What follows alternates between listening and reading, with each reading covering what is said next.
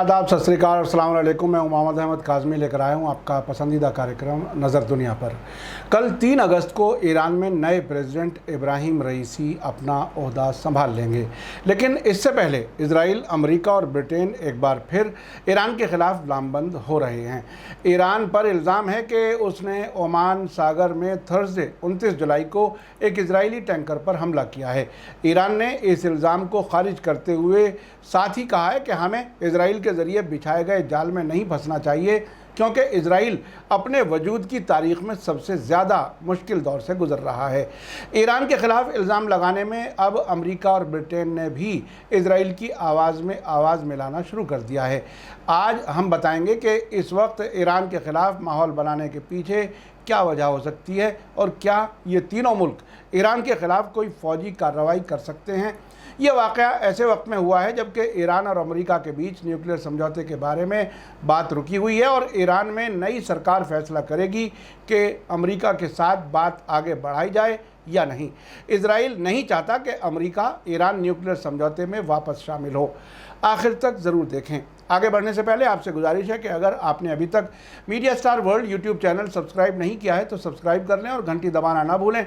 और अगर आप हमें फेसबुक पर देख रहे हैं तो हमारे पेज को लाइक करें ताकि हमारी हर नई वीडियो की खबर आपको सही वक्त पर मिल सके। अगर हमारी खबर सच्ची और अच्छी लगे तो अपने व्हाट्सएप ग्रुप, फेसबुक, इंस्टाग्राम और ट्विटर अकाउंट पर ज़रूर शेयर करें ताकि मीडिया स्टार वर्ल्ड की खबरें दुनिया भर तक पहुँच सकें।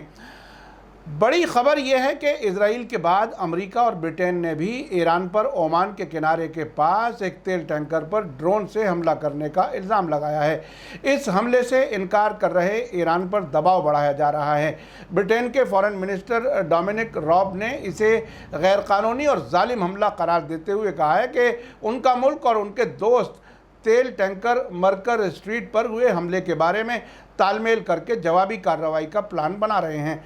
साथ ही अमेरिका के फॉरेन मिनिस्टर एंटनी ब्लिंकन ने कहा है कि इस हमले की कोई वजह नहीं है। अमेरिका के ईरान न्यूक्लियर समझौते से अलग होने के बाद पैदा हुए तनाव के बीच ये इस इलाके में लंबे अरसे के बाद किसी कमर्शियल जहाज़ पर किया गया पहला बड़ा हमला है।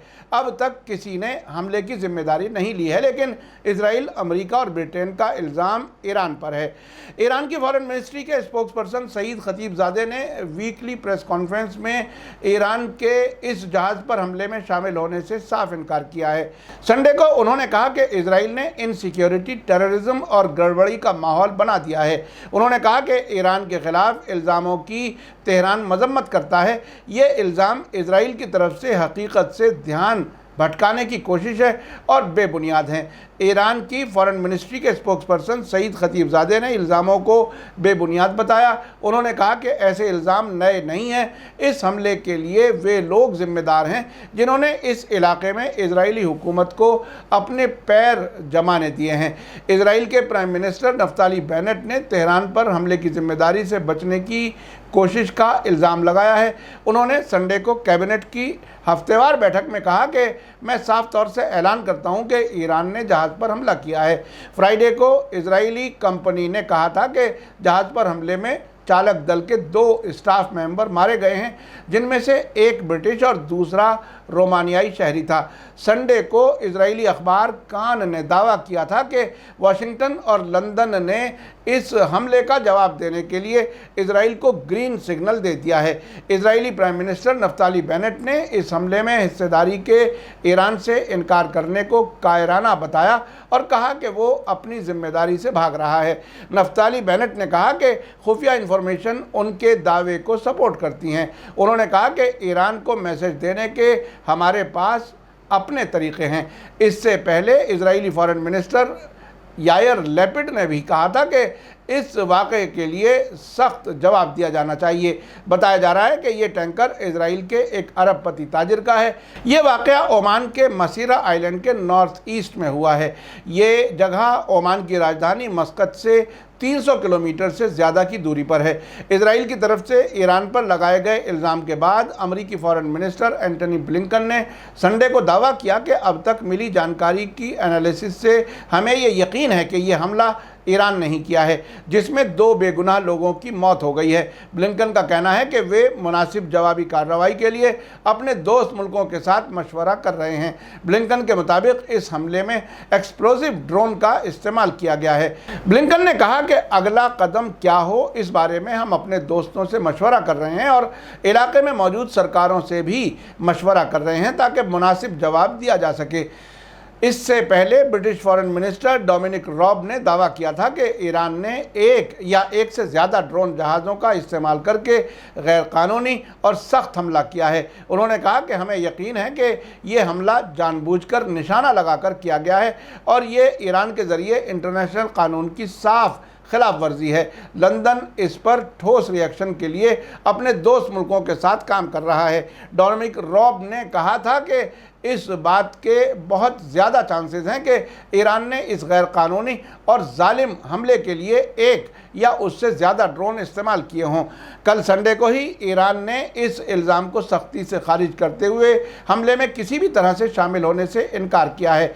ईरान की फॉरेन मिनिस्ट्री ने इन इल्ज़ामों को बचकाना बताया और कहा है कि इल्ज़ाम अमेरिका में ज़ायोनी यानी इजरायली लॉबी की वजह से लगाया गया है। फॉरेन मिनिस्ट्री के स्पोक्सपर्सन सईद खतीबजादे ने एक बयान जारी करके कहा कि हमें इजराइल के ज़रिए बिछाए गए जाल में नहीं फंसने के लिए बहुत होशियार रहना चाहिए, क्योंकि इजराइल अपने गैर कानूनी वजूद के सबसे सख्त दौर से गुजर रहा है। ब्रिटेन की फ़ौज की unit United kingdom maritime trade operations की तरफ से जारी बयान में कहा गया है कि इस वाक़े की जांच चल रही है। बयान में इससे ज़्यादा जानकारी नहीं दी गई है, लेकिन एक और सोर्स के मुताबिक उन्हें हमले में समुद्री डकैती होने का शक नहीं है। थर्सडे को ब्रिटेन की फ़ौज ने कहा था कि वो इसी इलाके में एक और वाक़े की जांच कर रही है। आपको बता दूं कि जिस जहाज़ को निशाना बनाया गया है वो इजरायली कंपनी ज़ोडिएक मैरीटाइम के ज़रिए चलाया जा रहा था। रिपोर्टों के मुताबिक ये जहाज़ तंजानिया के दारुस्सलाम से यूनाइटेड अरब एमिरेट्स की फुजैरा बंदरगाह के रास्ते में था। शुरुआती रिपोर्ट के मुताबिक अमेरिकी नेवी के एक्सप्लोजिव डिवाइस एक्सपर्ट्स का मानना है कि अरब सागर में ओमान के किनारे के पास तेल के टैंकर पर ड्रोन हमला किया गया है। अमेरिकी नेवी के वेस्ट एशिया में मौजूद 5th फ्लीट ने सैटरडे सुबह जारी बयान में कहा था कि न्यूक्लियर ताकत से चलने वाले अमेरिकी विमान वाहक बेड़े USS रोनाल्ड रेगन को गाइडेड मिसाइल विध्वंसक USS मिल्स्टर अब मर्सर स्ट्रीट के महफूज बंदरगाह पर पहुंचाने तक उसको गाइड कर रहा है। आपको बता दूं कि इजरायली टैंकर मर्सर स्ट्रीट पर झंडा लाइबेरिया का था, जबकि उसका मालिकाना हक जापान के पास है और management Israeli company zodiac maritime के पास है। इस जहाज़ के साथ अमेरिकी नेवी का जंगी बेड़ा USS रोनाल्ड रेगन था, जिसने सैटरडे को कहा था कि शुरुआती इशारा एक ड्रोन हमले की तरफ साफ है। इस इजरायली टैंकर पर क्या हुआ, इसके बारे में अलग अलग बातें कही जा रही हैं। ज़ोडिएक मैरीटाइम ने इस वाक़े को समुद्री लुटेरों का हमला होने का शक जाहिर किया था। ओमान मैरीटाइम सिक्योरिटी सेंटर से जुड़े एक सोर्स का कहना है कि ये वाक़या ओमानी समंदरी सीमा के बाहर हुआ है।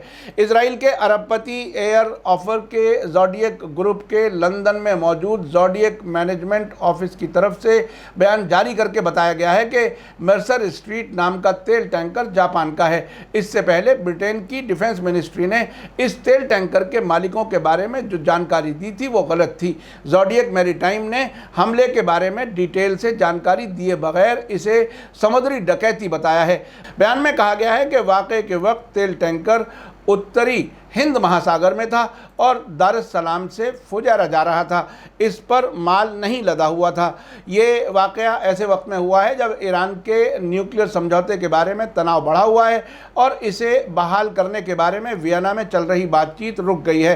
अमेरिका के फॉर्मर प्रेसिडेंट डोनाल्ड ट्रंप 2018 में एक तरफा तरीके से समझौते से हट गए थे, जिसके बाद से इलाके में जहाज़ों पर बहुत से हमले हुए हैं और इनका शक तेहरान पर जाहिर किया जाता रहा है। हमला उस रात हुआ है जब अमेरिका के फॉरेन मिनिस्टर एंटनी ब्लिंकन ने कुवैत में ईरान को वार्निंग दी थी कि वियना में न्यूक्लियर समझौते के बारे में बातचीत अनलिमिटेड टाइम तक नहीं चल सकती। टाइम्स ऑफ इजराइल के मुताबिक फॉरेन मिनिस्टर यायर लैपिड ने कहा है कि ईरान सिर्फ इजराइल की मुश्किल नहीं है, ये दुनिया भर के लिए प्रॉब्लम है और उसका बर्ताव फ्री इंटरनेशनल शिपिंग और तिजारत के लिए ख़तरा है। उनके खिलाफ हमारी कैंपेन जारी रहेगी। फ्राइडे रात जारी बयान में फॉरेन मिनिस्टर यायर लैपिड ने कहा था कि वो अपने British counter Dominic Raab के साथ लगातार राब्ते में हैं और हमले का जवाब देने की ज़रूरत पर मशवरा कर रहे हैं। ईरान और इजराइल पहले भी एक दूसरे के जहाज़ों पर हमले के इल्ज़ाम लगा चुके हैं। आपने देखा कि इजरायली तेल टैंकर पर हमले का इल्ज़ाम ईरान पर ऐसे वक्त में लगाया जा रहा है जबकि नए प्रेसिडेंट इब्राहिम रईसी ओहदा संभालने वाले हैं।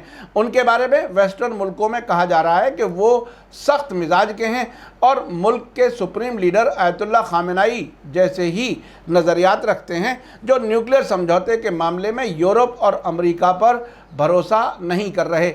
ईरान के खिलाफ इल्ज़ाम में एक बात और सामने आ रही है कि खुद वो कंपनी कह रही है कि ये समंदरी डकैती हो सकती है, लेकिन इजराइल, अमेरिका और ब्रिटेन सभी ईरान के खिलाफ माहौल बना रहे हैं।